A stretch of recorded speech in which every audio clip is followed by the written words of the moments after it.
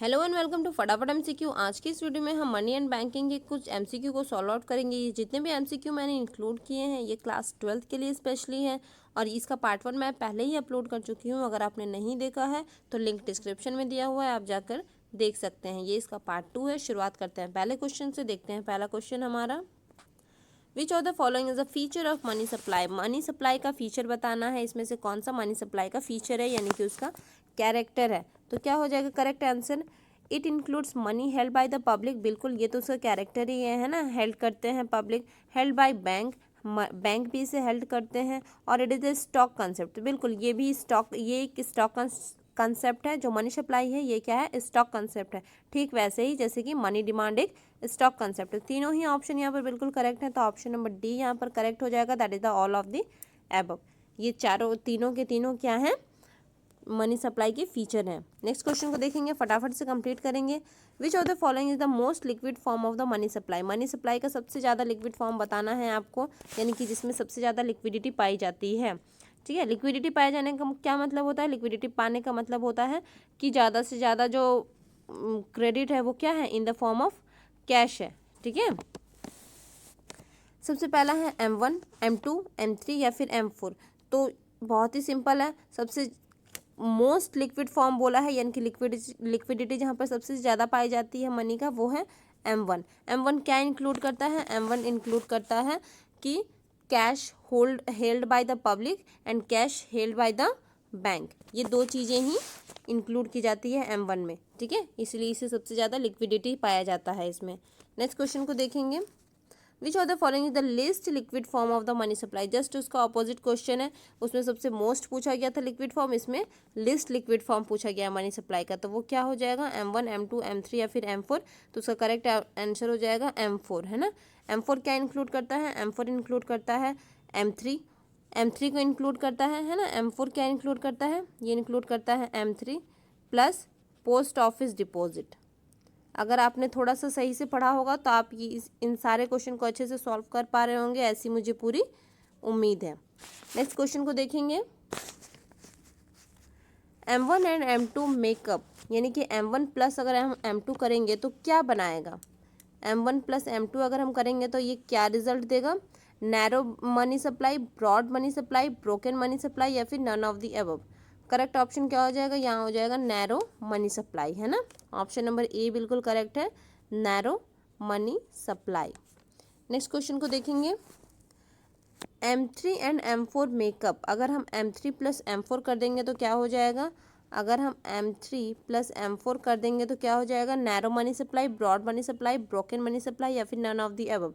इसे हम किस नाम से जानेंगे, तो ये कहलाएगा हमारा ब्रॉड मनी सप्लाई। ठीक है, नेक्स्ट क्वेश्चन को देखेंगे, high power money is produced by. High power money किसके द्वारा प्रोड्यूस किया जाता है, तो ये प्रोड्यूस किया जाता है RBI, government, commercial bank, both A and B। तो करेक्ट ऑप्शन क्या हो जाएगा यहाँ पर, RBI और कमर्शियल बैंक, यानी कि A एंड नहीं, यहाँ पर RBI और कमर्शियल बैंक हो जाएगा, तो A एंड C हो जाएगा। ठीक है, करेक्ट ऑप्शन क्या हो जाएगा, A एंड C।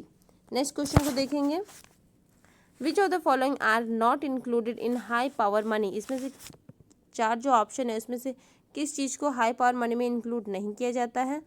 तो ऑप्शन है हमारे पास, currency held by the public, cash reserve held by the bank, demand deposit with bank या फिर none of the above.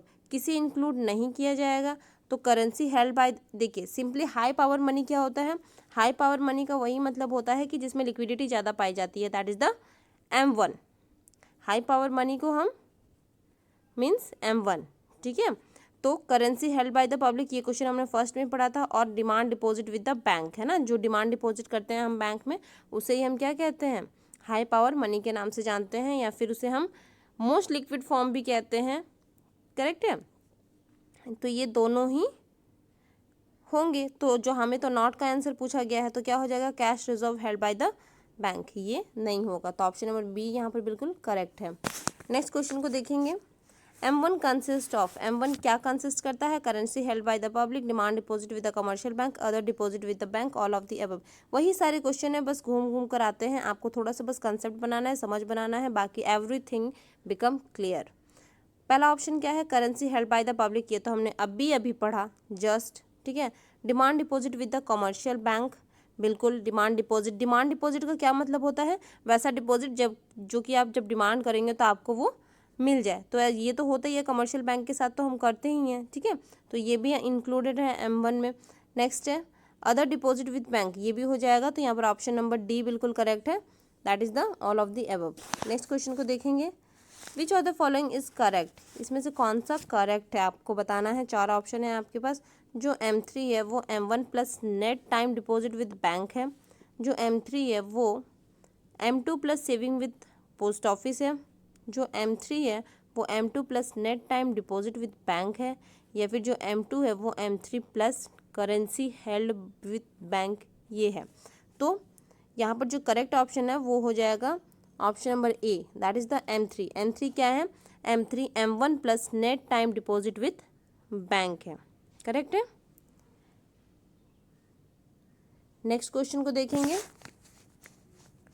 Money supply include, money supply क्या इंक्लूड करता है, all deposit with bank, demand deposit with bank, other deposit with commercial bank, all of the above.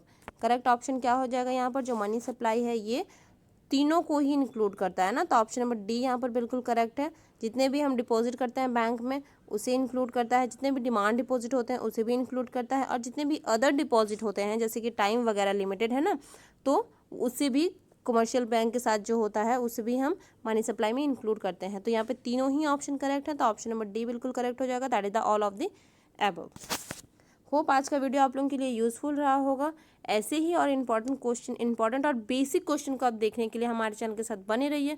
Thank you for watching, thank you.